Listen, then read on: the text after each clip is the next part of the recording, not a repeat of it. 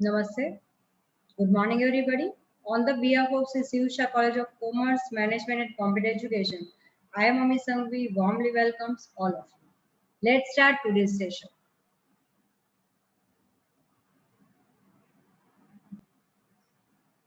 Your department is Commerce, class is Become Semester 6, subject is Management Accounting 2.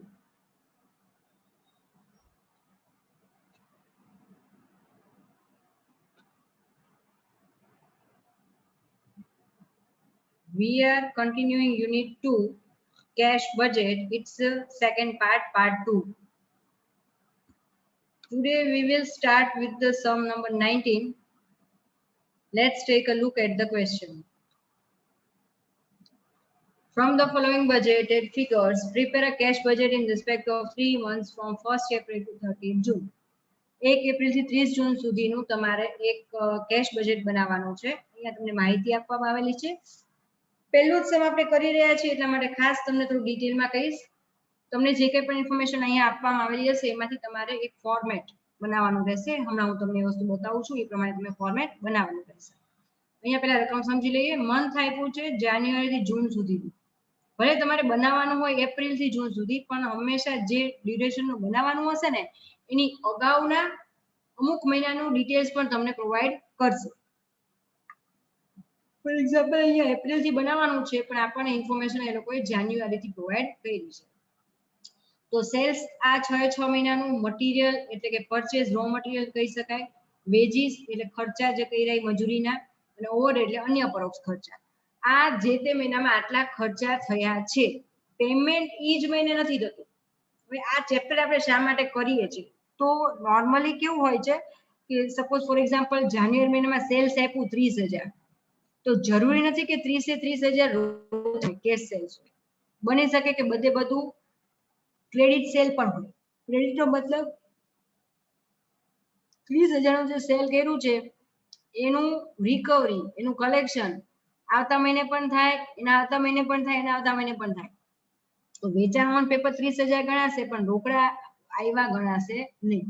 તો ખરેખર રોકડ કેટલા આવ્યા, રોકડ કેટલા ગયા, એના માટેનું જે બજેટ બનાવી છે એને કહેવાય કેશ બજેટ. સ્ટાર્ટિંગ કરી estimated cash balance as on 1st April 2008 10,000 એટલે ઓપનિંગ બેલેન્સ આપી દીધું 10,000. અત્યારે ખાલી રકમ સમજાવું છું, પછી સમ આગળ કરશું. Material and overheads are paid during the month following the month of supply. એટલે અહીંયા નેક્સ્ટ મંથ ગણવાનું. જ્યારે પણ આવું કે એટલે નેક્સ્ટ મંથનું પેમેન્ટ આવશે, કરવાનું થશે. એટલે મટીરિયલ જે મહિને દેખાડ્યું હોય છે એને આવતા મહિને સેમ પૂરેપૂરી અમાઉન્ટ પે કરવાની રહેશે. Wages are paid in the same month. Wages છે એ સેમ મંથમાં પે કરવાના રહેશે. 50% of sales are collected in the month after sales and remaining 50% collected in the second month after sales. એટલે collection next month અને second next month ગણાશે.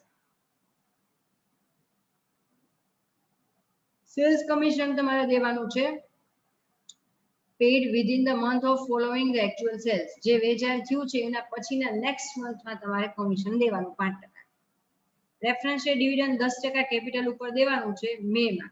એટલે મે ની અંદર આપણે ઈ એક ખર્ચો આવશે. ત્યારબાદ આપ્યું છે પ્લાન્ટ એન્ડ મશીનરી ઇન્સ્ટોલ કર્યા આપણે મેમાં 10,000 ના ભાવે અને એ જૂનમાં ચૂકવવાના છે. તો પ્લાન્ટ મશીનરાઇઝેશન ખર્ચ પણ જૂનમાં મૂકશું. ભલે મેમાં ઇન્સ્ટોલ કર્યું, ખર્ચો ક્યાં થાય છે જૂનમાં, એટલે જૂનમાં મૂકશું. 10% calls on equity share capital આ ડ્યુ ઓન 1 એપ્રિલ અને 1 જૂન. એટલે ઇક્વિટી શેર ઉપર આપણે 10% એટલે કે 25,000 અને 25,000 બે તમારી ઇન્કમ ગણાશે, રિસીપ્ટ. આ રકમ મેં તમને સમજાવી દીધી. એટલે હવે આગળ આપણે સમ સ્ટાર્ટ કરું છું. બરાબર. મેં મારી સ્ક્રીનના બે પાર્ટ પાડી દીધા છે.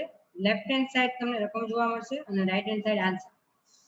આખી રકમ અહીંયા લેફ્ટ હેન્ડ સાઈડ આવી ગઈ, જે મેં ઓલરેડી એક્સપ્લેન કરી છે. કરશું શું? તો હવે દર વખતે તમારે આ તૈયાર રાખવાનું. કેશ બજેટ નહીં રાખો તોય ચાલશે. દર વખતે સમ સ્ટાર્ટ કરીને હું તમને કહીશ, કારણ કે કેટલા મહિનાનું કીધું હોય આપણને ખ્યાલ હોય એટલે અગાઉથી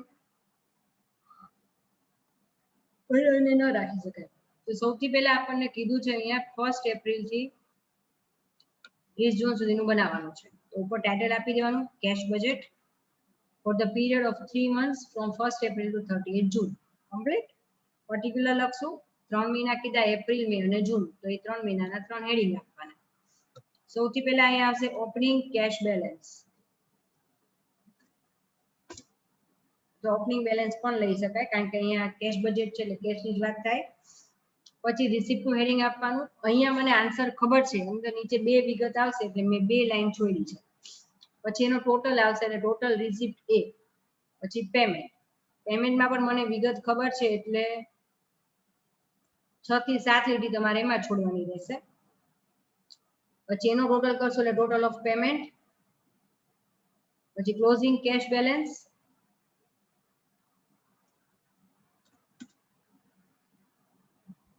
તો અહીંયા એ રિસિપ્ટ માંથી બી એક્સપેન્સ બાદ કરો એટલે ક્લોઝિંગ કેશ બેલેન્સ આવશે આટલું ફોર્મેટ પહેલા ડ્રો કરી નાખો પછી વર્કિંગ નોટ કરીએ સ્ક્રીનશોટ લઈ લો અને કરી નાખો હું કન્ટિન્યુ કરું છું તમે આટલું ડ્રો થઈ જાય પછી આગળ વધજો વર્કિંગ નોટમાં ખાસ જોવાનું છે સૌથી પહેલા મટીરીયલ ઓવરહેડ અને વેજીસ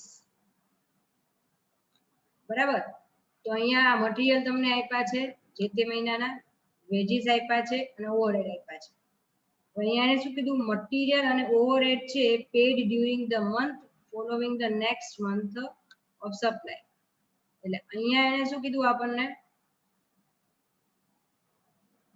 કે મટીરીયલ છે એ આવતા મહિને આપશું એટલે વર્કિંગ નોટ આપણે લખી નાખવાની એમાં મટીરીયલ બ્રેકેટમાં નેક્સ્ટ મંથ ઓવરહેડ બ્રેકેટમાં નેક્સ્ટ મંથ આ છે પૂરેપૂરી અમાઉન્ટ નેક્સ્ટ મંથમાં મૂકવાની છે એટલે આપણે આમાં કોઈ વર્કિંગ નોટ ગણતરી નહીં કરીએ બરાબર ભાગ પડતા હોય ને તો ગણતરી આવશે તો હવે મટીરીયલ અને ઓવરહેડ અને વેજીસ છે સેમ મંથ તો આ ત્રણની એન્ટ્રી પહેલા આપણે કરી નાખી તો ફરી પાછો અહીંયા આવી જાઓ પેમેન્ટમાં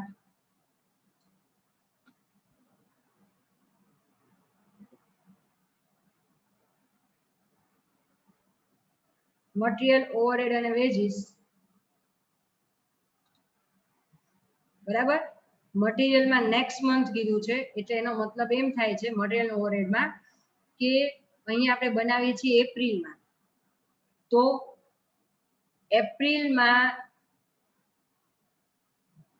જે ખર્ચો થયો છે એનું પેમેન્ટ મે માં થશે મે નો ખર્ચો થયો છે એનું જૂનમાં જૂનનો થયો છે એનું જુલાઈમાં એટલે આપણે એક મહિના અગાઉની ડિટેલ લેવાની તો એપ્રિલમાં કયા મહિનાનું પેમેન્ટ આવશે તો કે એપ્રિલમાં આવશે માર્ચ મહિનાનું પેમેન્ટ એટલે 25,000 અને 3400 એ પહેલા લખી નાખવાના મટીરીયલ અને ઓવરહેડના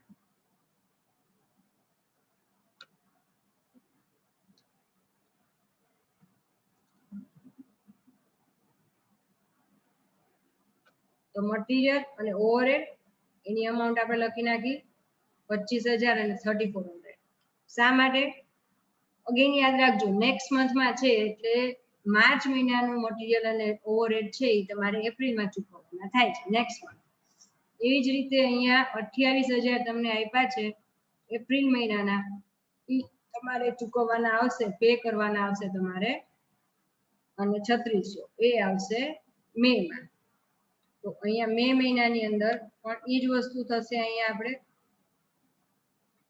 28,000 અને 3600 એવી જ રીતે મે મહિનાનો એક્સપેન્સ જે છે 31,000 અને 4,300 એ તમારે જૂનમાં ચૂકવવાના નેક્સ્ટ મંથ કીધું એટલે આપણે આમાં બીજું કઈ વર્કિંગ નોટ કરતા નથી ડાયરેક્ટ લખી શકાય બરાબર એટલે માર્ચ મહિનાનું એપ્રિલમાં ચૂકવું એપ્રિલનો ખર્ચો મે માં અને મે નો ખર્ચો જૂનમાં આ રીતે આપણે આ ટેબલમાંથી લીધું ફરી એકવાર કહું છું આ ત્રણ જે ડિટેલ આપી છે માર્ચ એપ્રિલ અને મે ની આ જ વસ્તુ મેં અહીંયા મૂકી માર્ચનું એપ્રિલમાં એપ્રિલનું મે માં અને મે નું જૂનમાં વેજીસમાં એવી રીતે નથી વેજીસમાં એને શું કીધું સેમ મંથ એટલે અહીંયા આપણે એપ્રિલ મે અને જૂનની વાત છે તો એપ્રિલ મે અને જૂન એનો આ ખર્ચો જે છે એપ્રિલમાં 6200 મે માં 6500 અને જૂનમાં 7000 સેમ મંથમાં તમારે કરવાનું છે તો અહીંયા 6200 6200 6500 7000 sorry 20 wait અમાઉન્ટ થોડીક ઉપર નીચે થઈ ગઈ, અહીંયા નીચે 7,000 છે.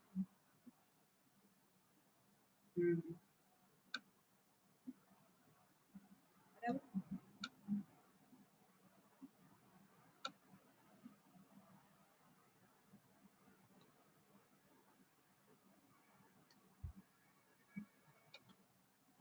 એટલે સેમ મંથમાં છે એટલે ખાસ તમારે ત્યાં સેમ મંથના લીધે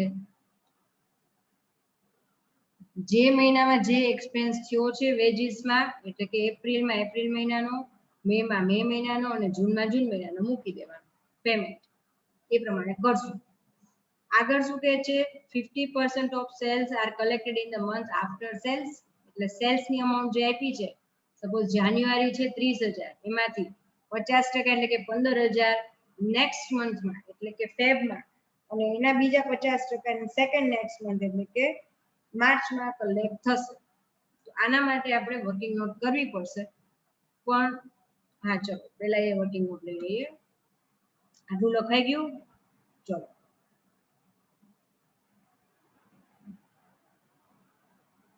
પહેલા એક્સપેન્સીસ લઈ લઈએ આપણે. તો એડજસ્ટમેન્ટ નંબર 5 લઈ લઈએ. Sales commission 5% on sales to be made within the month following the actual sales. તો મંથ ફોલોઈંગ એક્ચ્યુઅલ સેલ્સ કે એટલે નેક્સ્ટ મંથ ગણાય. એટલે મેં વર્કિંગ નોટમાં હેડિંગ આપ્યું cells commission 5% next month.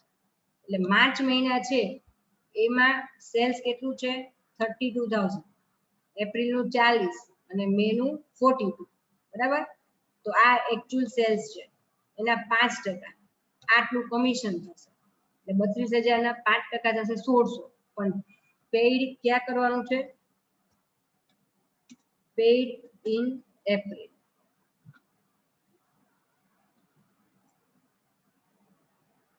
Paid in May અને પેઇડ ઇન જૂન. ક્લિયર? સમજાઈ ગયું? એટલે આ રીતે આપણે તો પેમેન્ટ જ જોવાનું હોય, એટલે એપ્રિલ મહિનામાં 1600 લખશું, મે મહિનામાં 2000, સોરી હા, અને જૂન મહિનામાં 2100. એટલે તમે ધ્યાનથી જોશો તો આના પછીનો એક્સપેન્સ છે એ ગણાશે સેલ્સ કમિશન, બરાબર. અહીંયા આપણે જે ઉપર કેલ્ક્યુલેટ હમણાં કર્યું 1600, 2000 અને 2100.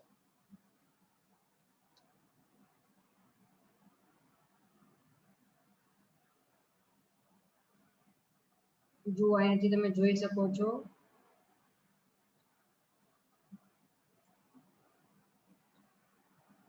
એપ્રિલ મહિનામાં 1600 મૂક્યા, મે માં 2000 અને 2100 જૂનમાં. 1600, 2000 અને 2100 કમ્પ્લીટ. ફરી પાછા રકમમાં આવી જઈ.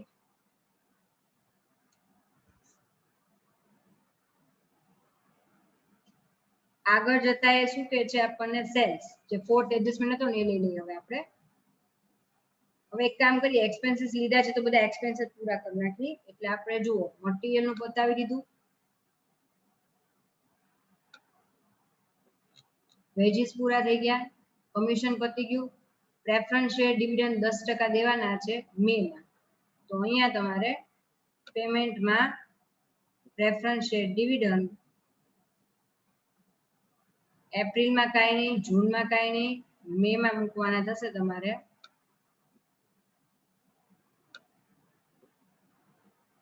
30,000. કઈ રીતે? તો 3 લાખ ના 10% 30,000, બરાબર. બાકી અહીંયા કાંઈ નહીં આવે, ડેશ અને અહીંયા પણ ડેશ કરી નાખવાનો. નેક્સ્ટ કે છે plant and machinery to be install in May. May માં ઇન્સ્ટોલ કર્યું 10,000 ના ખર્ચે, પણ એ ચૂકવવાના છે જૂનમાં. તો ખર્ચો થયો, રૂપિયા જાય, પેમેન્ટમાં આવશે. એટલે એ એક્સપેન્સ લખી નાખો અહીંયા, ઇન્સ્ટોલમેન્ટ એક્સપેન્સ ઓફ પ્લાન્ટ. એપ્રિલમાં કાંઈ નથી, મે માં કાંઈ નથી, સીધું જૂનમાં તમારે લખવાનું આવશે 10,000.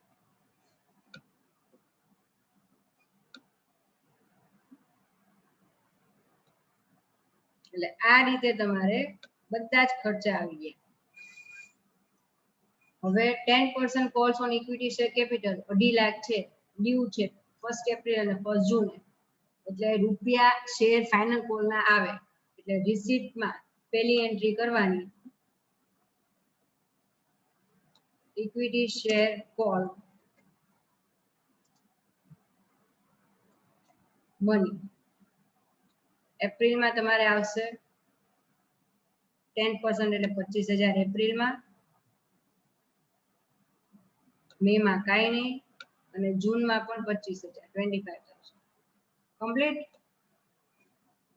હવે એક જ વસ્તુ બાકી રહી છે, કયું એડજસ્ટમેન્ટ? આ fourth 50% on sales are collected in the month after sales and remaining 50% after.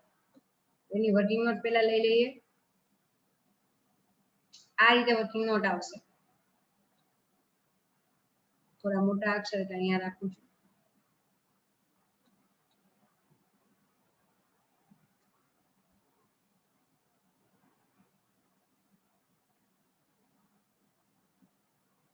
Cells આપ્યું છે આટલું જે તે મહિનાનું.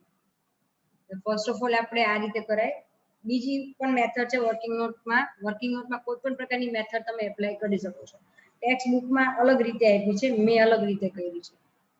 આ થોડીક લેન્ધી હશે પણ તમને ઇઝીલી સમજાઈ જશે. કલેક્શન ફ્રોમ ડેપ્ટર 50% નેક્સ્ટ મંથ અને 50% સેકન્ડ નેક્સ્ટ મંથ. એ મહિનો લખી નાખ્યો જાન્યુઆરી થી જૂન.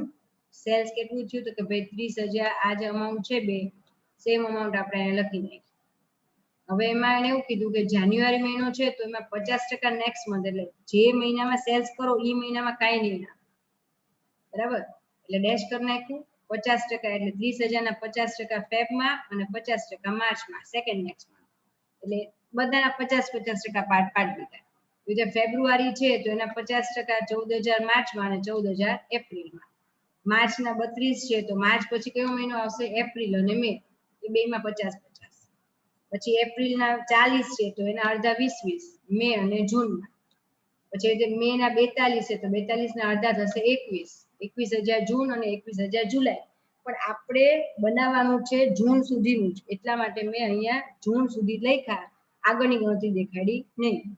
એ રીતે જૂનના 38,000 છે એનું કલેક્શન જુલાઈ અને ઓગસ્ટમાં થશે. એની આપણે અત્યારે જરૂર નથી, એટલે જ્યાં નથી જરૂર ત્યાં બધે ડેશ કરી નાખવા. હવે ઉપરથી ટોટલ કરો તો કે ટોટલ કલેક્શન કેટલું? તો ફેબ્રુઆરીમાં 15 નું થશે, માર્ચમાં આ બેનો ટોટલ 29, એપ્રિલમાં 30, મેમાં 36, જૂનમાં 41. હવે આપણે કયા 3 મહિનાનું બનાવવાનું છે? આ 3 મહિનાનું.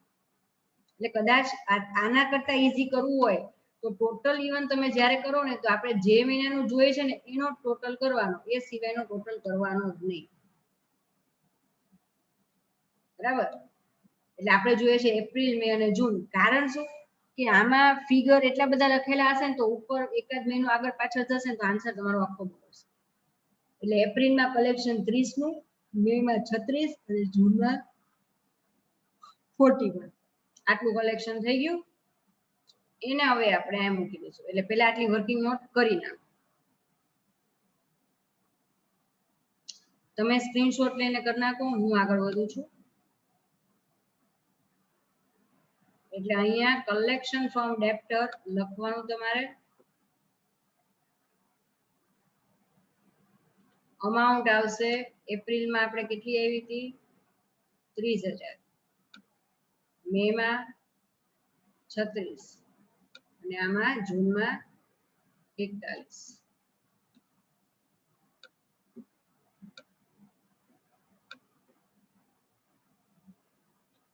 કમ્પ્લીટ. હવે કરવાનું શું? સૌથી પહેલા ઓપનિંગ કેશ બેલેન્સ 10,000 આપ્યું છે એને લખી નાખવાનું. હવે એ 10,000 માં રિસીપ્ટ છે એ પ્લસ થશે એટલે 10,000 .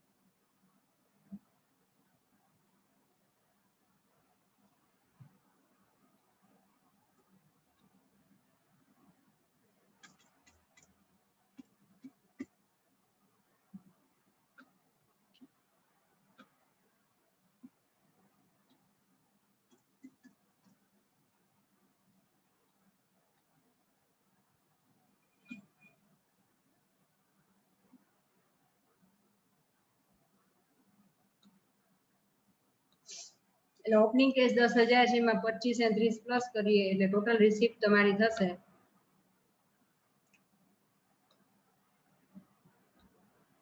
65,000. એમાંથી પેમેન્ટ છે આ તમામ ટોટલ પેમેન્ટ નો ટોટલ થશે તમારો 36,200. કોનો? આટલાનો ટોટલ.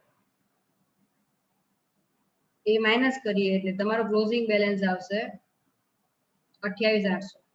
આનું જે ક્લોઝિંગ છે એપ્રિલ મહિનાનું, એ મે મહિનાનું શું થઈ જશે? ઓપનિંગ. એટલે 28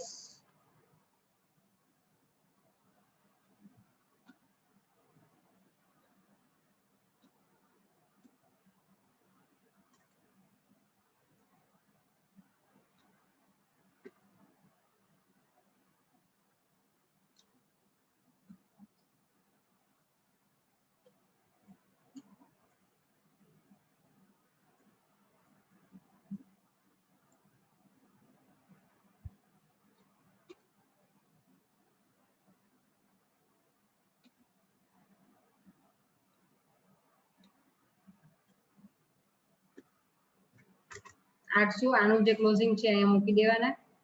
એની અંદર તમે 36 પ્લસ કરો એટલે તમારે ટોટલ રિસીપ્ટ મે મહિનાની થશે 64,800.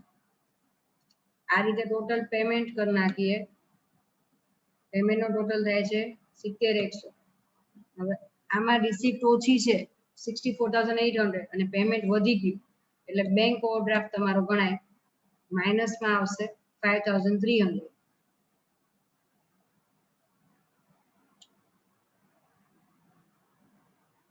હા બરાબર. આ ક્લોઝિંગ બેલેન્સ છે એ જૂન મહિનાનું ઓપનિંગ ગણાશે.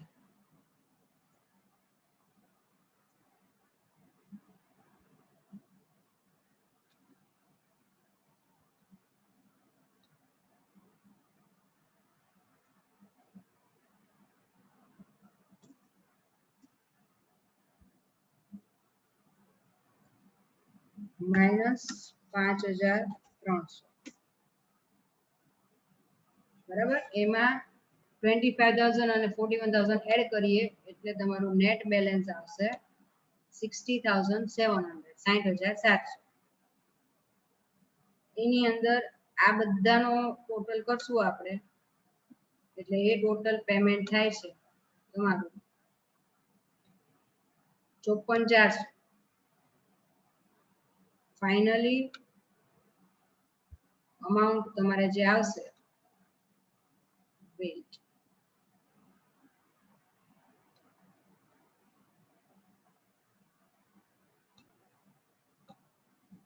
ઓકે. તો 60,700 માંથી 54,400 લેસ કરીએ એટલે નેટ અમાઉન્ટ આપણને મળે છે એ છે 6,300 પ્લસ. એટલે આ ક્લોઝિંગ કેશ બેલેન્સ થઈ ગયું. આમ કરતા આપણું સમ કમ્પ્લીટ થાય છે. આઈ હોપ કે તમને લોકોને સમજાણો હશે. પહેલો સમ છે નાનો એવો લીધો છે જેથી કરીને તમને સમજાય, કોન્સેપ્ટ બધા ક્લિયર થાય. આ સાથે જ હું સેશન આજનું કમ્પ્લીટ કરું છું. Please stay safe, stay